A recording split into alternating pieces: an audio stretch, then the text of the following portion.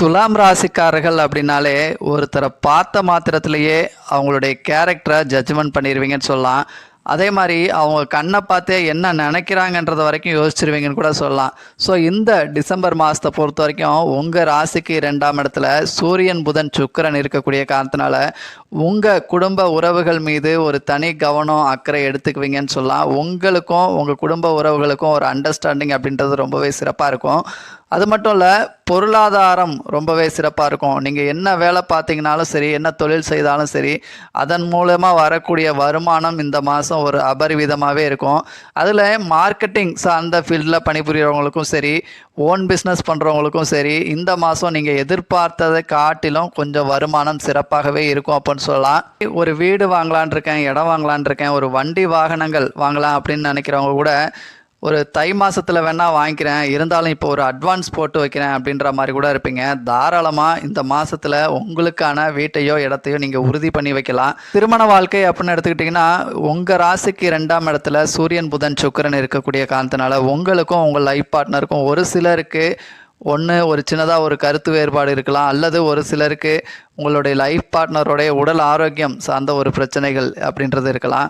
உங்கள் ராசிக்கு 10ஆம் இடத்துல வக்ரம் பெற்ற குரு இருக்கக்கூடிய காரணத்தினால தொழிலில் ஒரு இடமாற்றங்களுக்காக எதிர்பார்த்துக்கிட்டு இருக்கவங்களுக்கு இந்த மாதம் உங்களுக்கு டிரான்ஸ்ஃபருக்கான வாய்ப்புகள் நிச்சயமாக அமையும் அப்படின்னு சொல்லலாம். மாணவர்கள் கல்வி அப்படின்னு எடுத்துக்கிட்டிங்கன்னா பொழுதுபோக்கு விஷயங்களில் கொஞ்சம் மூட்டை கட்டி வச்சுட்டு படிப்பில் கவனம் செலுத்துவீங்க அப்படின்னே சொல்லலாம். படித்து முடிச்சுட்டு வேலை வாய்ப்புகளுக்காக எதிர்பார்த்துக்கிட்டு இருக்கக்கூடிய இளைஞர்களாக இருக்கீங்க அப்படின்னா நிச்சயமாக நீங்கள் எதிர்பார்த்த வேலை அப்படின்றது அமையும்.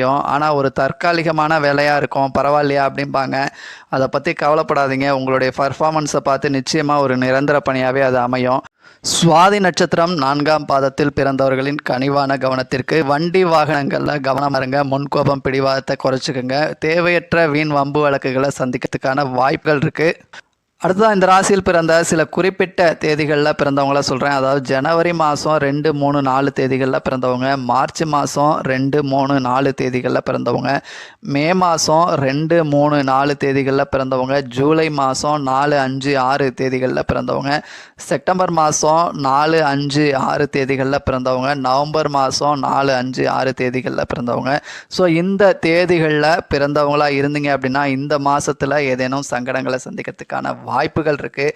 ஸோ முன்கோபம் பிடிவாதத்தை குறைச்சிக்கோங்க. தேவையற்ற ஒரு வீண் வம்பு வழக்குகளை சந்திக்கிறதுக்கான வாய்ப்புகள் இருக்குது. ஸோ இந்த தேதிகளில் பிறந்து இந்த மாதத்தில் சங்கடங்களை சந்திச்சிங்களா இல்லையா அப்படின்றத மறக்காமல் நம்ம சேனலில் கமெண்ட் செக்ஷனில் தெரியப்படுத்துங்க. ஸோ மேலும் விவரங்களுக்கு ஆஸ்ட்ரோ ஆதிரன் சேனலை சப்ஸ்கிரைப் பண்ணுங்கள், லைக் பண்ணுங்கள் நண்பர்களே.